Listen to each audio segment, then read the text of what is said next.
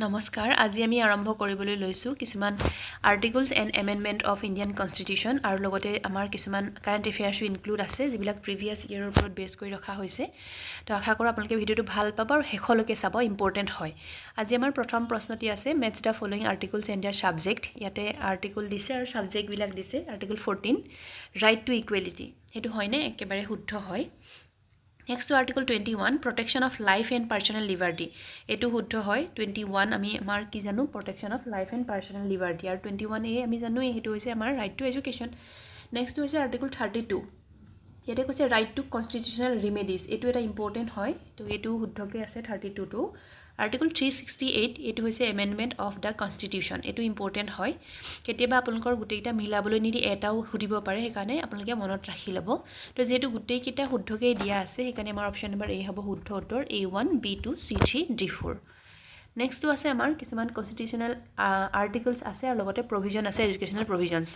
Article 21A already discuss কৰিছো free and compulsory education for children 6 to 14 years একেবাৰে শুদ্ধ হয় Article 45 একেবাৰে ইম্পৰ্টেণ্ট হয় যেটো আজি আমাৰ তেজপুৰ ইউনিভাৰ্সিটি B.Ed Entrance টো আহি গৈছে provision for early childhood care and education ECCE একেবাৰে শুদ্ধ Article 46 promotion of education and economic interest of ST and SCs একেবাৰে শুদ্ধ এটো হয় নেক্সট আছে অপশন D টো আছে Article 30 right of minorities to establish and administer institution এটো শুদ্ধ হয় এটা খেলিমেলিকে যেটো নাই গুটেকিটাই মিলি আছে ইয়াটো হেই অপশন নম্বৰ A হ'ব শুদ্ধ উত্তৰ A1 B2 C3 D4 আপোনালোকক উল্টা পুল্টাকে দিয়া নাই যাতে আপোনালোকৰ পঢ়িবৰ কাৰণে সুবিধা হয় মনত ৰাখিবৰ কাৰণে সুবিধা হয় কাৰণে মিলাই দিছো আৰু লগতে আপোনালোকে কেতিয়াবা এনেকে নিদি এটাও সুধিব পাৰে অকল এটা সুধিব পাৰে যে আৰ্টিকল ইমান কিহৰ লগত ৰিলেটেড তো এইকাৰণে গুটেইখিনি মনত থাকিলে আপোনালোকে পাৰি যাব আৰু লগতে এটো মনত ৰাখিব যে আপোনালোকৰ কেতিয়াবা আমাৰ B.Ed যেটো এন্ট্ৰেন্সে হয় বহুত বেছি ইমান টান নাহে সেইকাৰণে কেতিয়াবা এটা জানিলে বাকিখিনি আমি উলিয়াই ল'ব পাৰো সেইকাৰণে অপচন বিলাক এলিমিনেট কৰিব প্ৰথমতে যিকিটা নহয় উলিয়াই ল'ব তাৰ পিছত হয়তো তাৰ পাছৰ উলিয়াব এটা কেতিয়াবাটো এটাই জানিলে হৈ যায় আৰু কেতিয়াবা দুটা জানিব লাগে তো ইমান টান বেছি নহয় ভয় নাখাব ইয়াতে দিছে আমাৰ আকৌ আৰ্টিকলছ আৰু ইয়াৰ সাবজেক্ট ইয়াতে 19 আৰ্টিকল দিছে ইয়াতে হৈছে freedom of speech and expression একেবাৰে এটো শুদ্ধ হয় আৰ্টিকল 280 ফাইনেন্স কমিশন ঠিকই আছে আৰ্টিকল 110 ইয়াতে আছে ডেফিনিশন অফ মানি বিলস এটো একেবাৰে শুদ্ধ হয় কেতিয়াবা এটো এনেকে সুধে যে মানি বিলৰ লগত কোনটো আৰ্টিকল ৰিলেটেড হয় তো হেতু হৈছে 110 এটো ইম্পৰ্টেন্ট হয় আৰ্টিকল 324 এটো হৈছে ইলেকশন কমিশনৰ পাৱাৰ কথা আছে এটো ইম্পৰ্টেন্ট হয় অকলহেৰেকে সুধিব পাৰে যে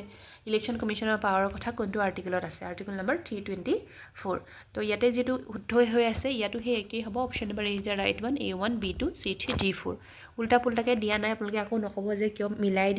দিছে যাতে আপোনালোকে মনত ৰাখিবলৈ সুবিধা হয়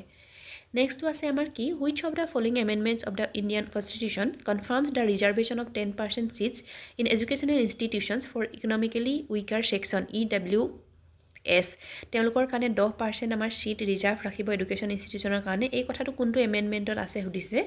তো ইয়াৰে যদি অপচন চাও option B is the right one 103 103 number আমাৰ যেটো এমেণ্ডমেণ্ট তাতে উল্লেখ আছে যে EWS ৰ কাৰণে এডুকেশ্যন ইনষ্টিটিউচন বিলাকত আমাৰ 10% এটা সিট ৰিজাৰ্ভ ৰখা হ'ব Next question, question number 5. Which of the following articles of the Indian Constitution deals with abolition of untouchability? এইকেইটা কিন্তু previous year হয় দে previous year অহা question হয় তো untouchability বা অস্পৃশ্যতা বৰ্জন কৰাৰ ক্ষেত্ৰত কোনটো আৰ্টিকলৰ লগত ৰিলেটেড বুলি সুধিছে ইয়াৰে option number D is the right one article number 17 ইয়াতে লিখা আছে তাত আছে কি abolition of untouchability Next to question number 6 ইয়াতে কৈছে the number of amendments of Indian Constitution and their matters of amendments in given below তাছত যে which of the above are correctly matched শুদ্ধকে কোনটো ম্যাচ হৈ আছে সুধিছে 105 ইয়াতে কৈছে to restore the power of the state governments to identify OBC that are socially and economically backward এটো restore power কথা উল্লেখ আছে state governmentor তো এটো একেবাৰে শুদ্ধ হয় 105 amendment ঠিকে আছে Next কৈছে 103 তাতে কৈছে introduction of goods and service tax আমি অলৰেডি কি পঢ়ি আছিল অলপ আগত যে 103 কি আছে 10% সিট ৰিজাৰ্ভ ৰাখিব এডুকেশ্যন ইনষ্টিটিউচন কাৰণে বিলাকত কোৰ কাৰ কাৰণে EWS ৰ কাৰণে তো গম পালো তেতিয়া হলে আমাৰ 103 টো এটো কথা আমাৰ ভুলকে আছে তাৰছত কৈছে 101 এমেণ্ডমেণ্ট আকৌ হেই যেটো আমি অলৰেডি পঢ়িছো তাৰ কথাহে কৈছে যে ম্যাক্সিমাম 10% ৰিজাৰ্ভেশন তাৰ মানে এটো আমাৰ জানিলো গমে পালো এটো 103 হে আছে ইয়াতে কি কৈছে আমাৰ 101 তেতিয়াহ'লে এইটো আমাৰ ভুল তাৰমানে উল্টা হৈ আছে গম পাইছেনে 101 টো হৈছে ইন্ট্ৰোডাকশ্যন অফ জিএসটি আৰু 103 টো হ'ব এইটো 10% সিট দুইটা উল্টা হৈ আছে সেইকাৰণে দুইটাই আমাৰ ভুল তাৰপিছত 102 তাতে কৈছে constitutional status to national commission for backward classes ঠিকে আছে এইটো হয় তেতিয়াহ'লে আমি গম পালোঁ 1 and 4 ইজ কাৰেক্ট ক'ত আছে 1 and 4 option number B 1 and 4 is correct মনত ৰাখিব ভালদৰে 103 কিহৰ লগত ৰিলেটেড হয় 101 কিহৰ লগত ৰিলেটেড 102 কিহৰ লগত ৰিলেটেড অলৰেডি কৈছোৱে আৰু 104 হেতু হৈছে আমাৰ 104 টো হে এসটি এসসি লগতে ৰিলেটেড হয় extending reservation period of ST and SC এটা 104 নাই হলেও কৈ দিছো বাৰু তাৰ পাছতে আহিলে আমাৰ next question find the correct match of the amendments of the constitution of India with objective এটা হৈছে 36 এমেণ্ডমেণ্টত আছে কি formation of Sikkim as a state ছিকিমক এখন ষ্টেট হিচাপে আমাৰ ফৰ্মেশ্যন কৰা হৈছে বুলি কৈছে ঠিকে আছে 101 অলৰেডি আমি কৈছোৱে দেখিছেনে কিমান ৰিপিট হয় কুৱেশ্যন ইয়াতে 101 অলৰেডি আমি কৈছিলোৱে তো এইটো হৈছে ইন্ট্ৰোডাকশ্যন অফ জিএসটি একেবাৰে শুদ্ধ হয় 13 amendment formation of Nagaland as a state নাগালেণ্ডক ষ্টেট হিচাপে ফৰ্মেশ্যন কৰা হৈছিল 13 এমেণ্ডমেণ্টত শুদ্ধ হয় 61st amendment reducing age of voting right from 21 to 18 আগতে 21 বছৰত ভোট দিয়াৰ অধিকাৰ আছিল তাক আমি এতিয়া কি হ'লে আনিলে 18 ইয়াৰ্ছলৈ আনিছে কিমান নম্বৰ এমেণ্ডমেণ্ট 61st তো এইটো শুদ্ধ হয় তেতিয়াহ'লে আমাৰ গোটেইকেইটা মিলিয়ে আছে তো 1 2 3 4 অল আৰ কাৰেক্ট এতিয়া আমি কি অপশ্যন পাম option number C is the right one 1 2 3 and 4 ঠিকে আছে আমাৰ এইটো নেক্সটটো হৈছে question number 8 the 42nd amendment of the constitution is also' known as কি বুলি কোৱা হয় 42 নম্বৰ সংশোধনীক কি বুলি কোৱা হয় দিছে তো ইয়াৰে অপশ্যনবিলাকৰ ভিতৰত option number is the right one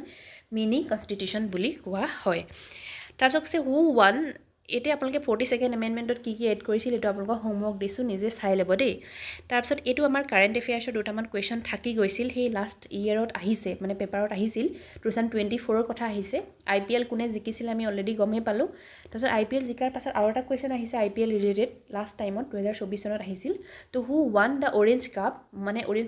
যিয়ে মষ্ট ৰান কৰিছে ইন IPL 2024ৰ কথা আহিছিল এতিয়া সেইকাৰণে আমি 2025 যিটো হ'ল এতিয়া ইয়াতে অৰেঞ্জ কাপ কোনে জিকিছে সুধিছে তো অৰেঞ্জ কাপ জিকিছে অপশ্যন নম্বৰ চি সাই সুদৰ্শন এতে ল'ৰাবিলাকে বাৰু জানেই হ'লেও ছোৱালীবিলাকে কিছুমানে হয়তো অকণমান নাজানে সেইকাৰণে কৈ দিছোঁ নেক্সট হৈছে question number 10 who claim the purple Cape